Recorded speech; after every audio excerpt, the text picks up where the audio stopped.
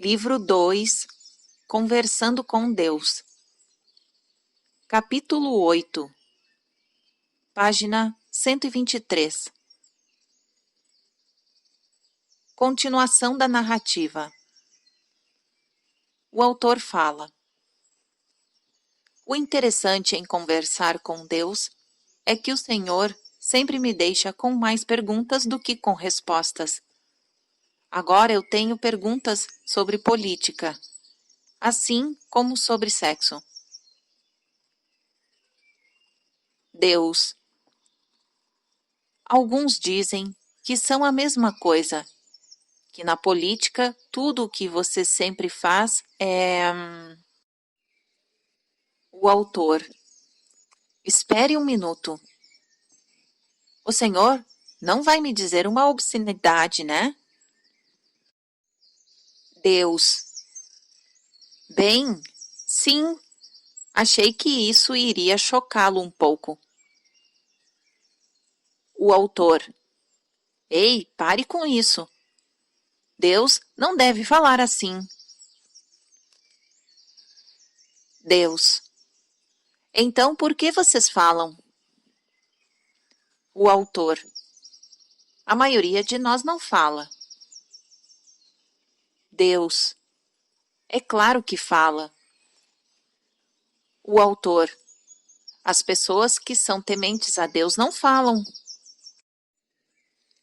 Deus. Ah, eu entendo. Vocês têm de temer a Deus para não ofendê-lo. E quem disse que eu me ofendo com uma simples palavra? E afinal, você não acha interessante o fato de que uma palavra que alguns empregam no auge da paixão para descrever um ótimo sexo, também usam como o seu maior insulto? Isso não lhe diz nada sobre o modo como vocês se sentem a respeito da sexualidade? O autor. Eu acho que o senhor confundiu as coisas. Não creio que as pessoas usem esse termo para descrever um momento sexual glorioso e realmente romântico. Deus. Ah, não?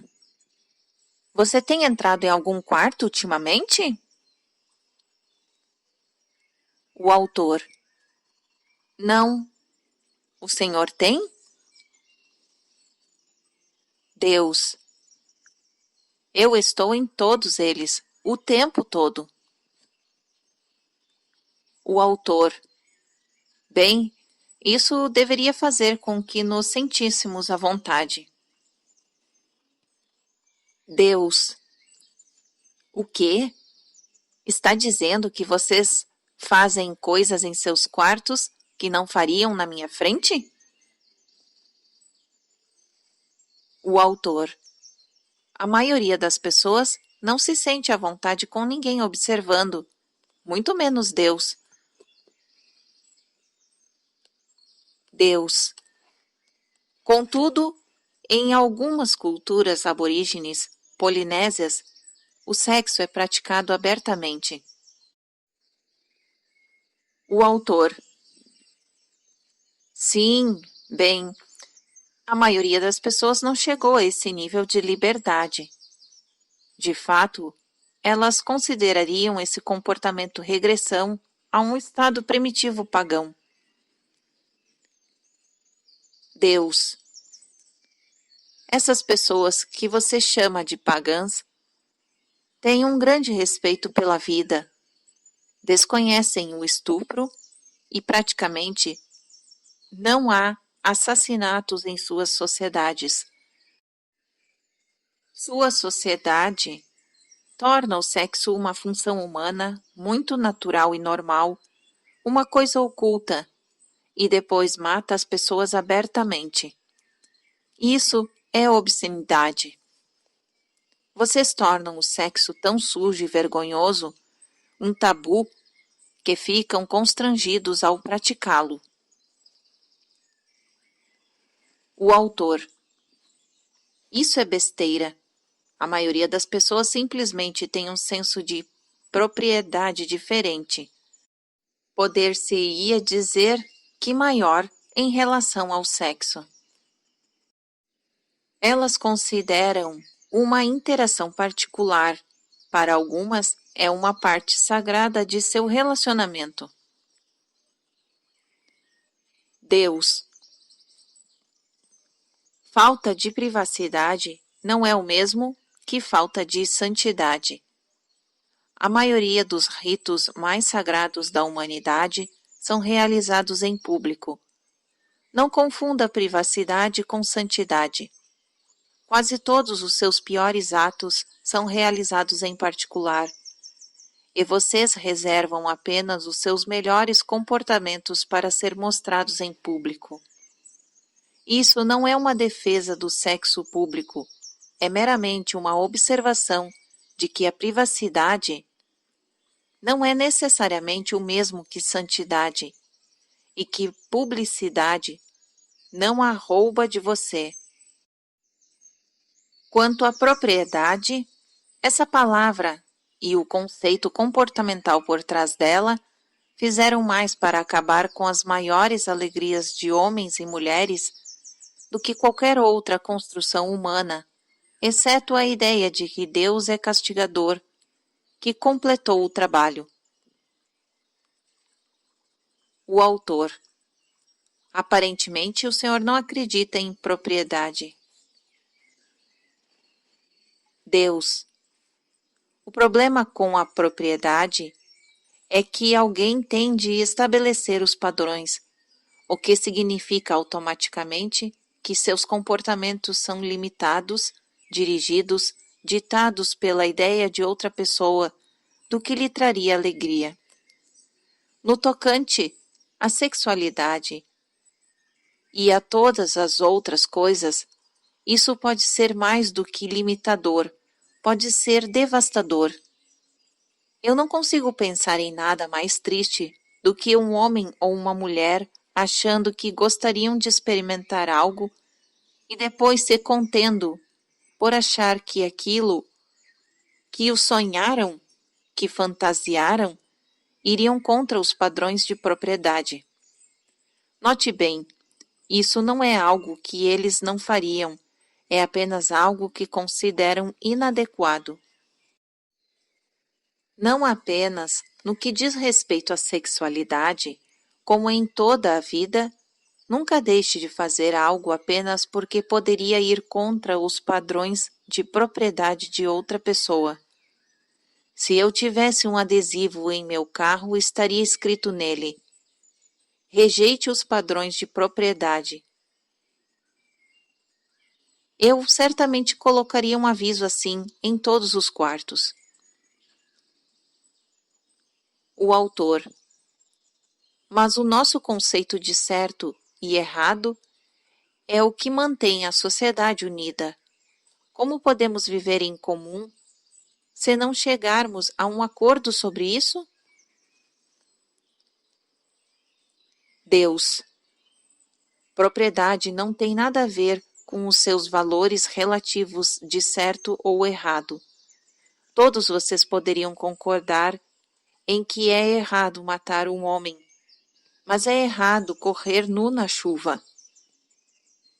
Poderiam concordar em que é errado possuir uma mulher do próximo, mas é errado possuir a própria mulher, ou fazê-la possuí-lo de um modo delicioso.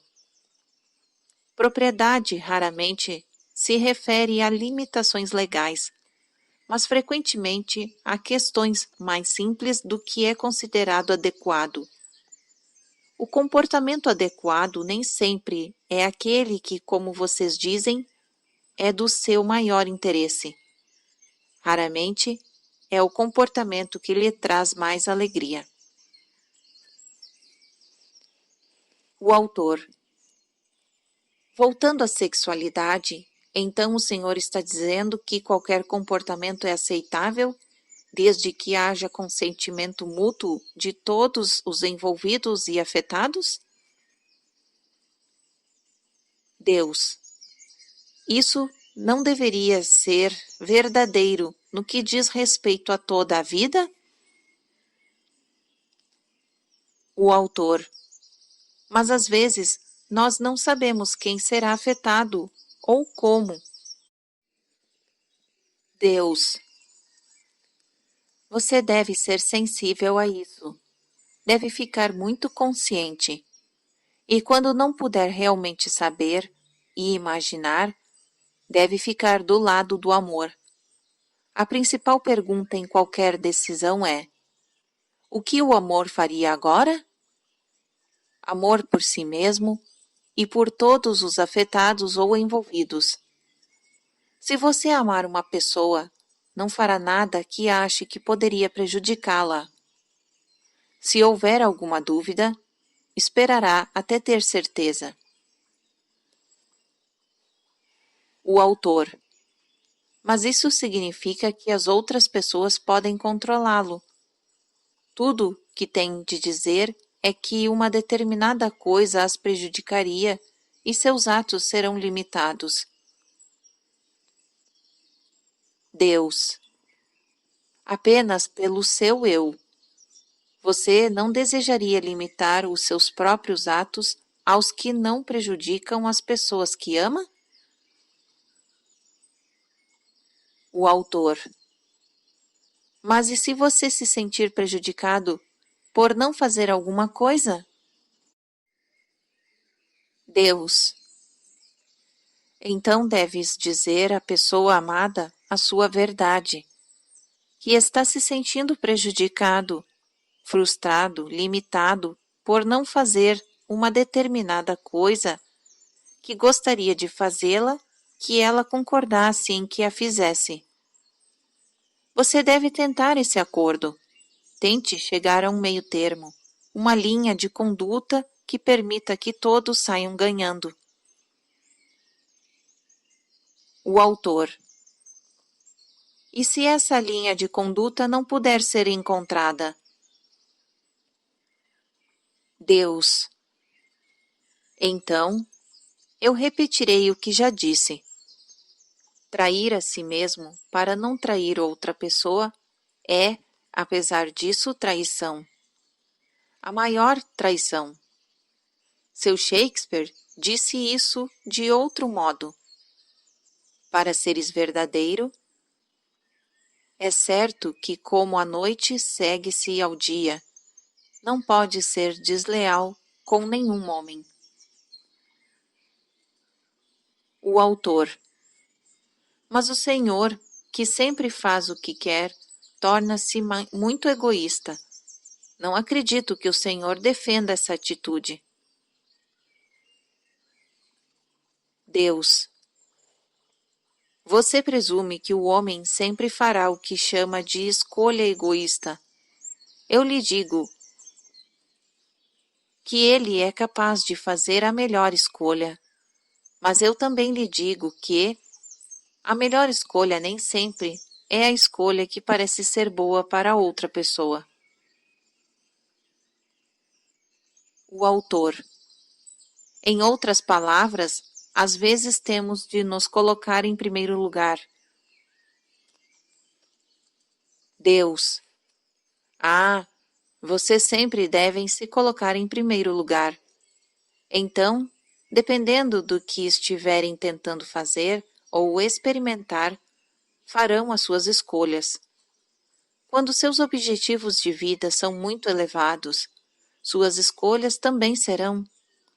Colocar-se em primeiro lugar não significa ser o que você chama de egoísta, mas ter consciência de si mesmo. O autor. O Senhor trata dos assuntos humanos com muita benevolência. Deus.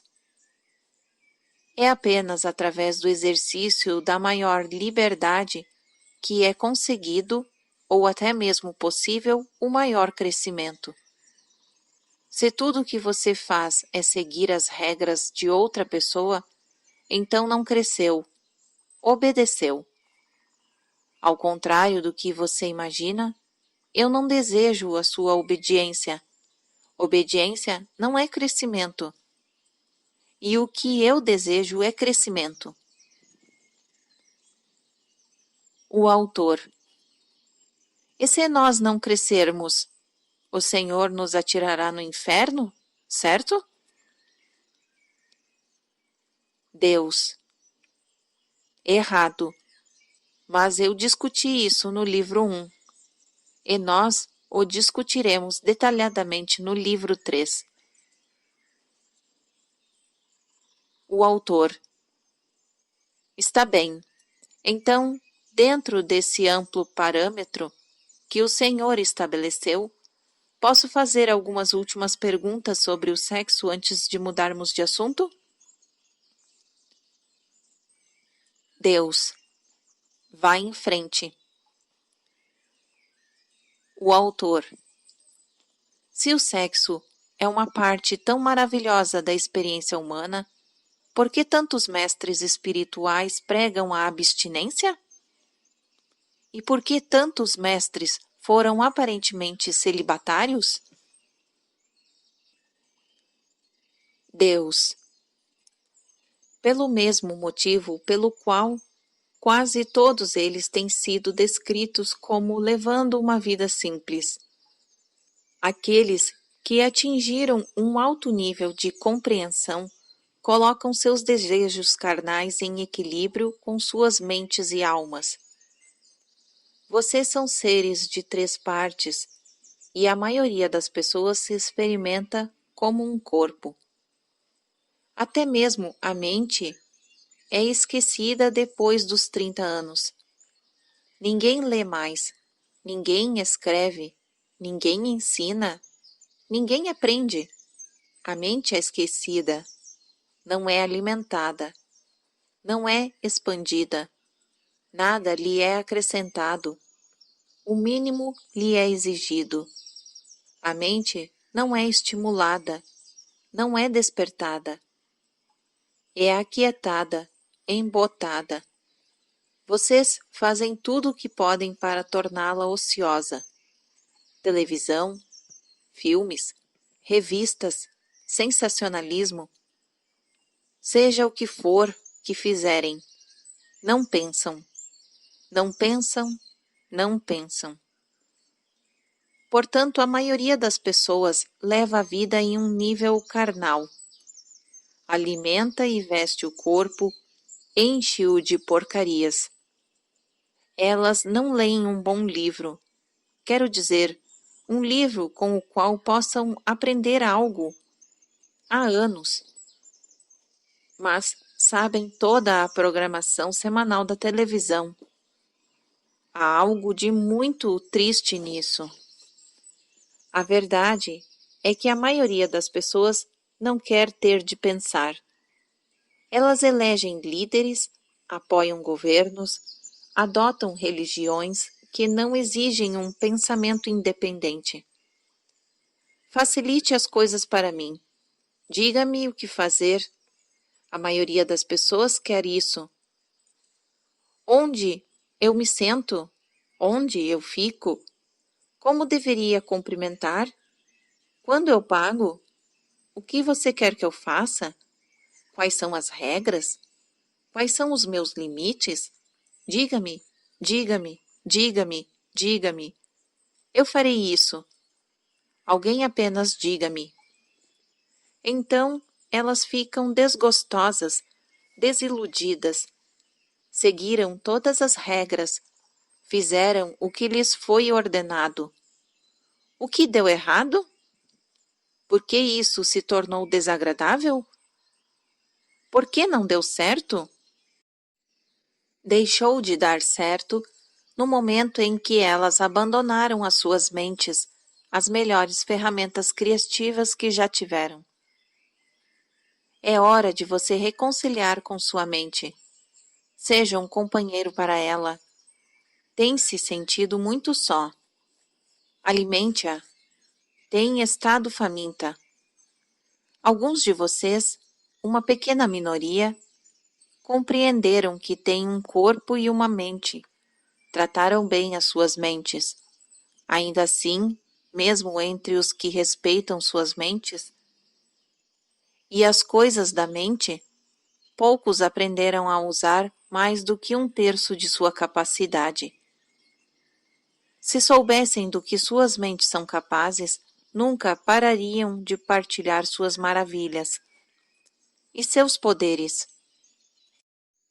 E se você acha pequeno o número de pessoas que põem equilíbrio em sua vida, corpo e mente, o número que se vê como um ser de 3 partes, corpo, mente e espírito, é mínimo. Contudo, vocês são seres de 3 partes. Você é mais do que seu corpo, mais do que um corpo com uma mente. Você está cuidando da sua alma? Está, ao menos, notando-a?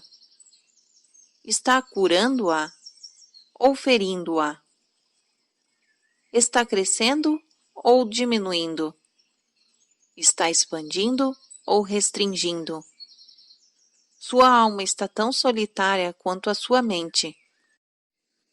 É ainda mais negligenciada? Quando foi a última vez que você se sentiu que sua alma estava sendo manifestada? Que chorou de alegria?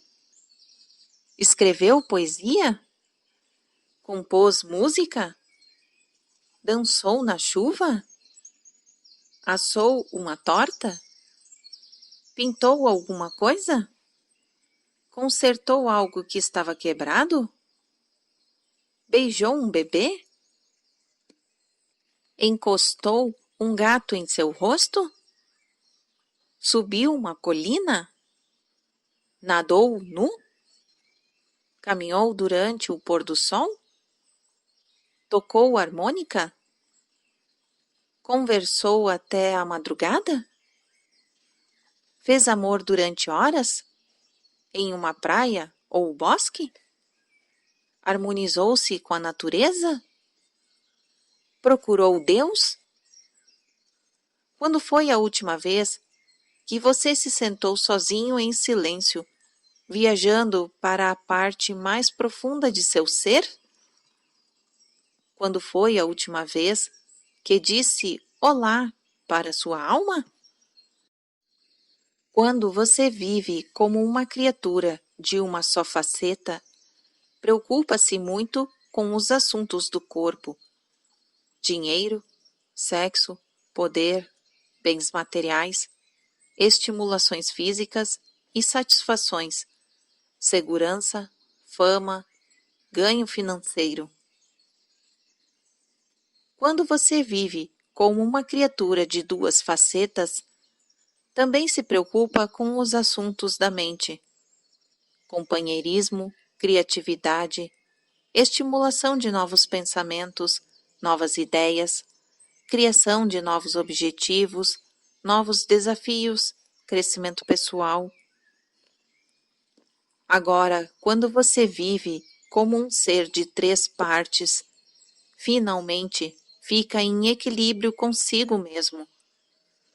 Suas preocupações incluem os assuntos da alma, identidade espiritual, objetivo de vida, relacionamento com Deus, caminho para evolução, crescimento espiritual, destino final. Quando você evolui para estados de consciência cada vez mais elevados, realiza plenamente todos os aspectos do seu ser. Evoluir não significa desistir de alguns aspectos do eu a favor de outros. Significa simplesmente ampliar o foco, evitar o envolvimento quase exclusivo com um aspecto e reconhecer e amar genuinamente todos os aspectos. O autor. Então, por que tantos mestres defendem uma completa abstinência do sexo? Deus.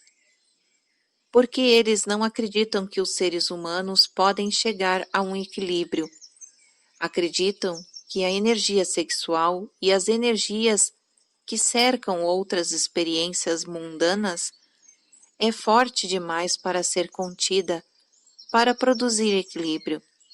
Acreditam que a abstinência é o único caminho para a evolução espiritual, em vez de apenas um possível resultado dela. O autor. Mas não é verdade que alguns seres muito evoluídos desistiram do sexo? Deus. Não no sentido clássico da palavra desistir. Isso não é uma renúncia a algo que você ainda deseja, mas sabe que não é bom ter.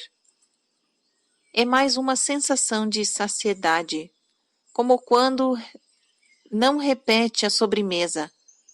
Não porque a sobremesa não é boa, nem mesmo porque não é boa para você, mas simplesmente porque, embora tenha sido ótima, você está satisfeito. Quando você consegue diminuir o seu envolvimento com o sexo por esse motivo, pode desejar fazer isso. Como não desejar? Pode nunca decidir que está satisfeito e sempre querer essa experiência em equilíbrio com as outras experiências da sua vida. Não há nada de errado em agir assim. As pessoas sexualmente ativas não são menos qualificadas para a iluminação, menos evoluídas espiritualmente do que as sexualmente inativas.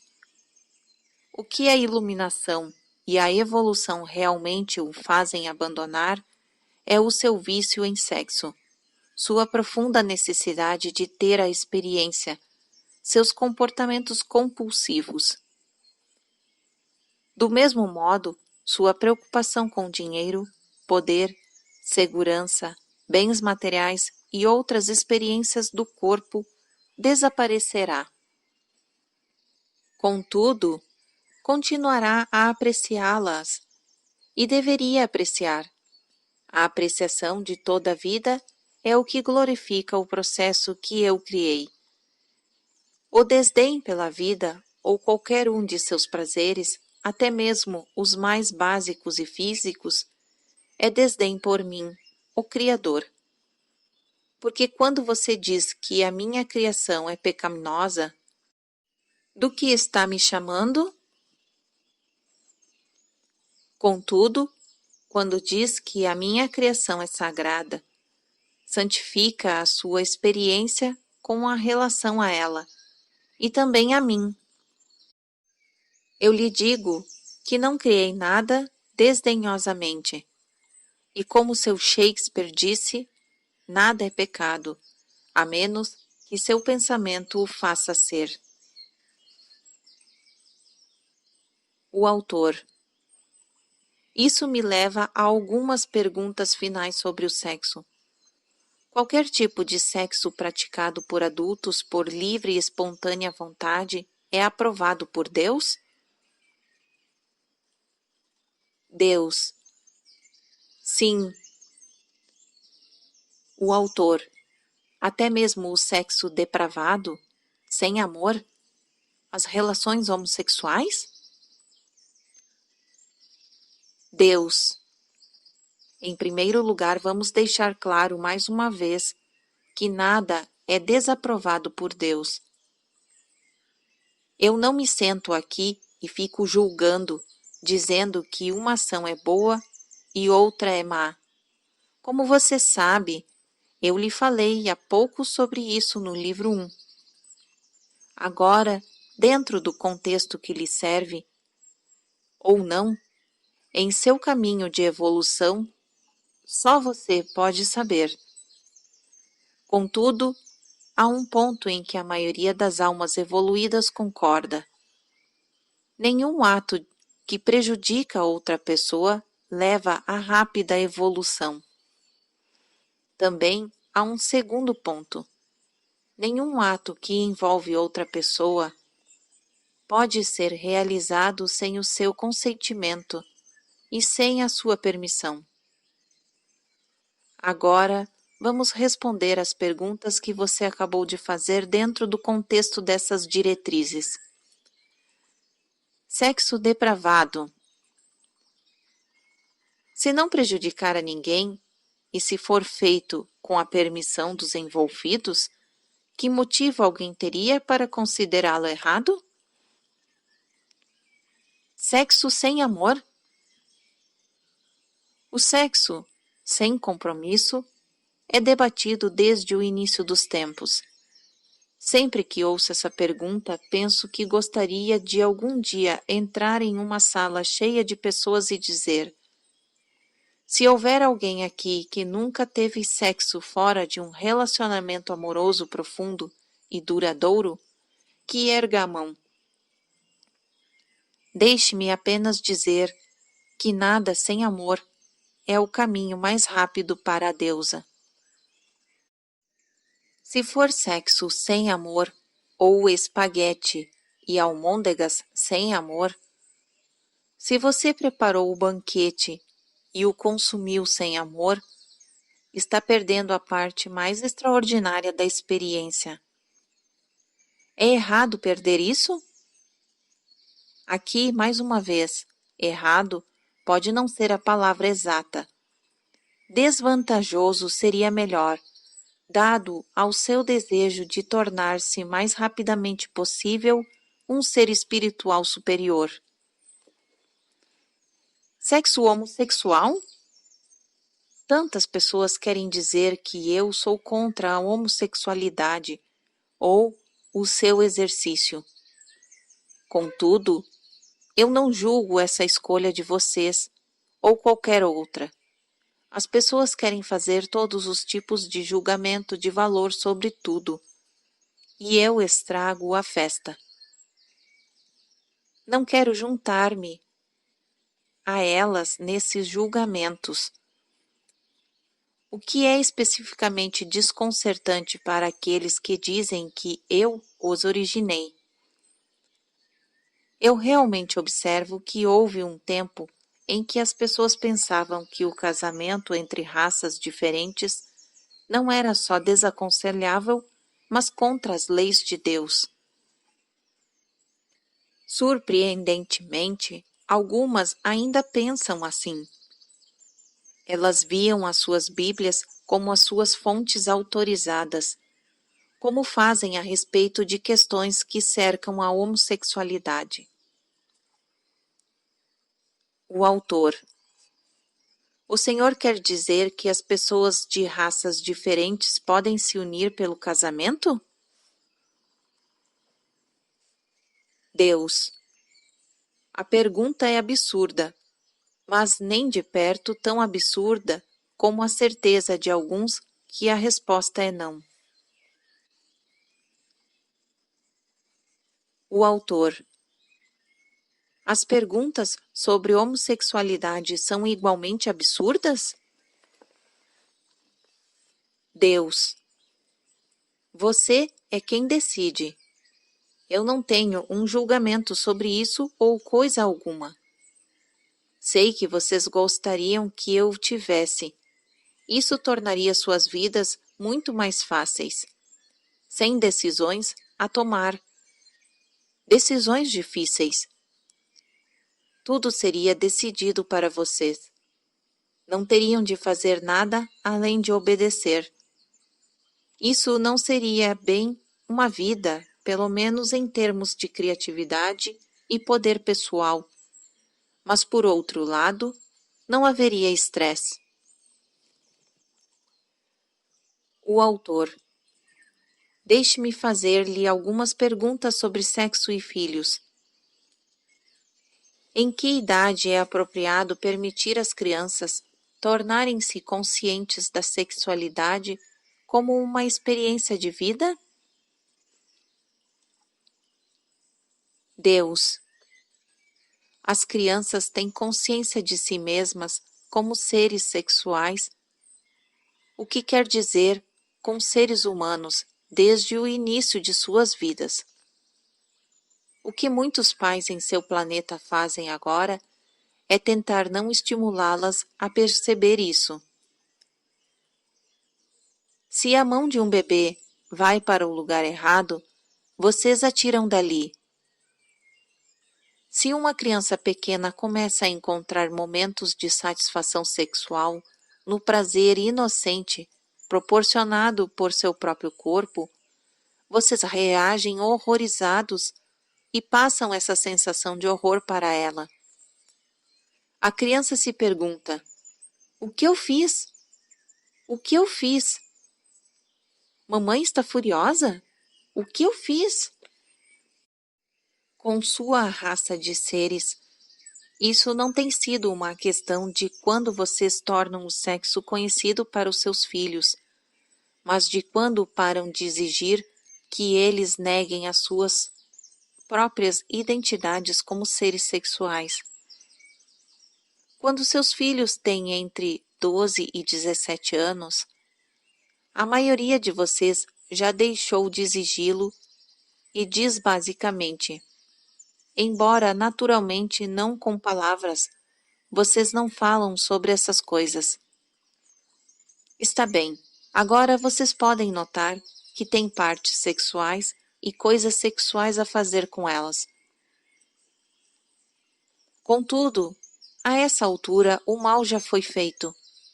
Durante 10 anos ou mais, seus filhos aprenderam que deviam sentir vergonha dessas partes do corpo.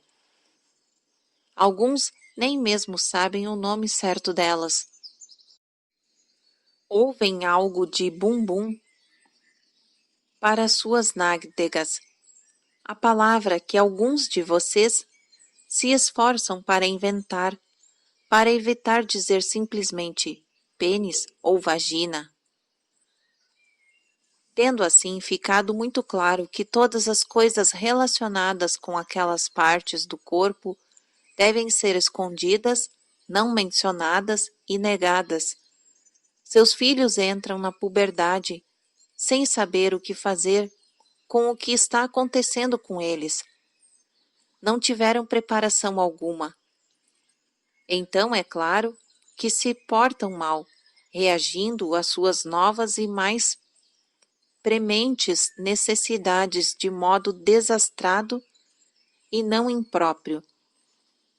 Isso não é necessário e nem útil para os seus filhos, muitos dos quais entram em suas vidas adultas com tabus sexuais, inibições e grandes bloqueios. Nas sociedades iluminadas, os filhos nunca são desencorajados, repreendidos ou corrigidos.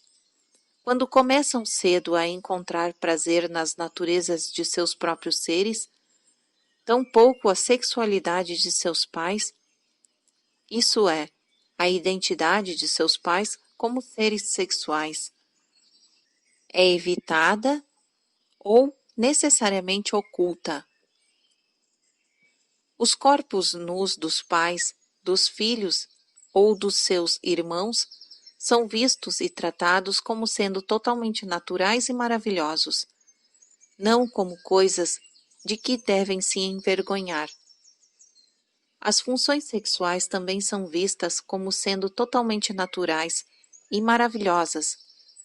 Em algumas sociedades, os pais copulam na frente de seus filhos, e o que poderia dar-lhes uma ideia melhor da beleza, da maravilha e da pura alegria da expressão sexual, do amor que isso é.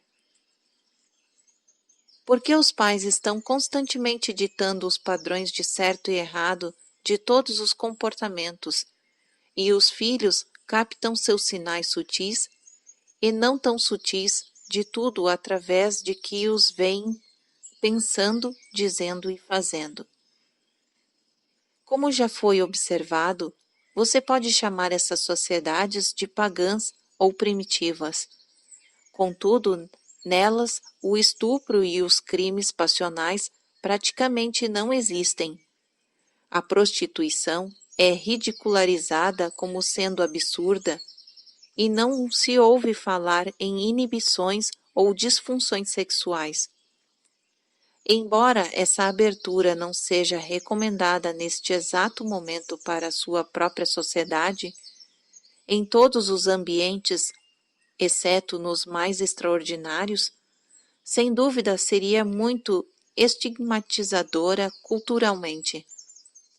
É hora das assim chamadas civilizações modernas de seu planeta fazerem algo para acabar com a repressão, a culpa e a vergonha que frequentemente cercam e caracterizam a totalidade da expressão e a experiência sexual de sua sociedade. O autor. O senhor tem alguma sugestão? Alguma ideia? Deus. Parem de ensinar seus filhos, desde o início de suas vidas, que as coisas relacionadas com o funcionamento muito natural de seus corpos são vergonhosas ou erradas. Parem de demonstrar-lhes que tudo o que é sexual deve ser escondido. Permita-lhes ver e observar o lado romântico de vocês. Deixem-nos vê-los abraçando-se, tocando-se, acariciando-se suavemente. Ver que seus pais se amam e que demonstrar o seu amor fisicamente é algo muito natural e maravilhoso. Você ficaria surpreso em saber quantas famílias essa simples lição nunca foi ensinada. Quando seus filhos começam a ter as suas sensações, curiosidades e necessidades sexuais, façam com que eles liguem essa nova e abrangente experiência de si mesmos a uma sensação interior de alegria e celebração, não de culpa ou de vergonha. E por favor, parem de esconder seus corpos de seus filhos. Não há mal algum em que eles os vejam nadando nus em um poço de rio ou na piscina do pátio dos fundos. Não fiquem em estado de choque se eles virem indo do quarto para o banheiro sem roupas. Parem com essa enorme necessidade de se cobrir, evitar todas as oportunidades, embora inocentes, de se mostrar para os seus filhos como seres, suas próprias identidades sexuais. As crianças acham que seus pais são assexuados porque eles se mostram assim.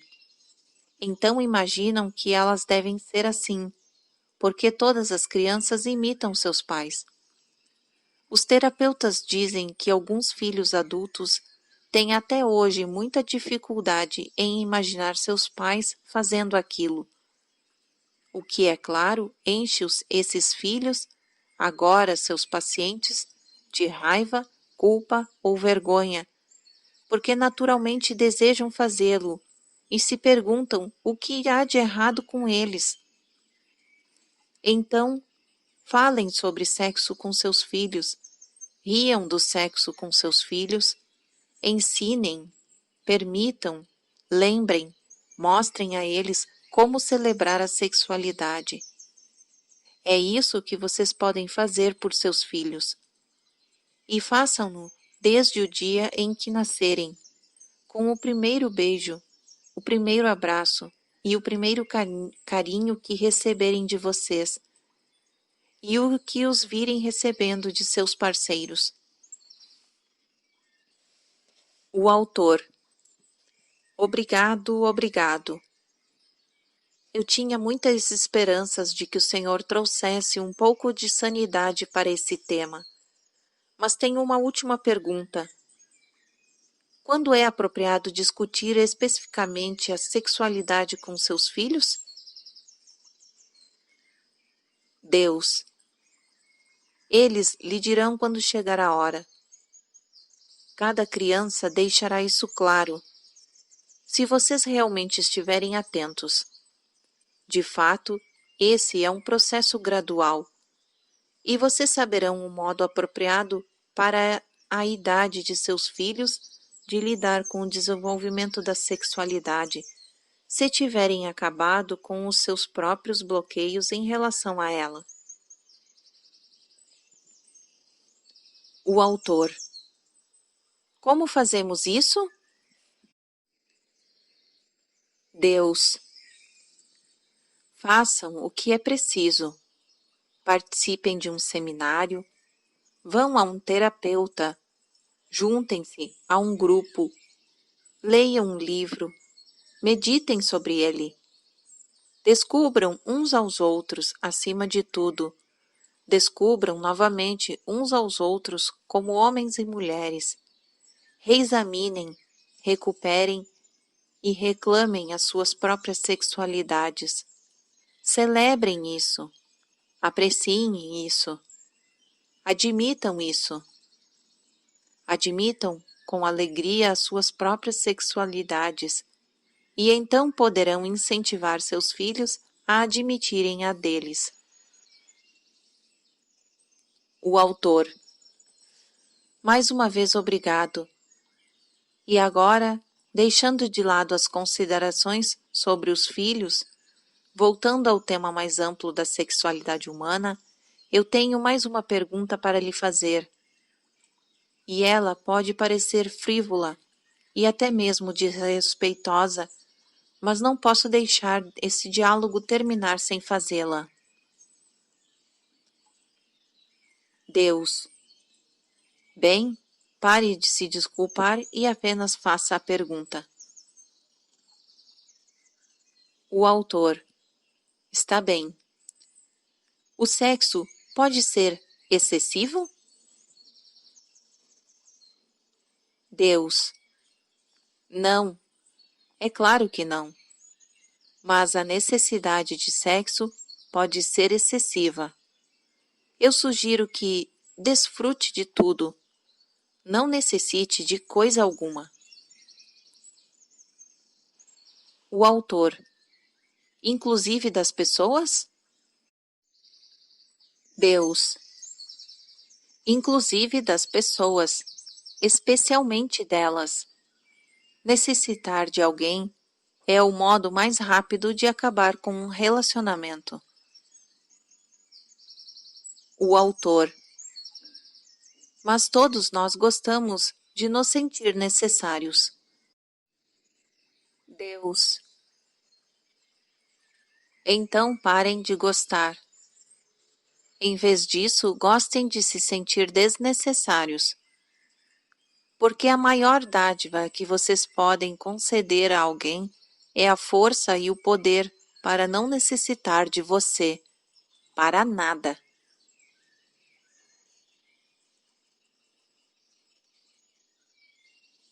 Fim do capítulo 8.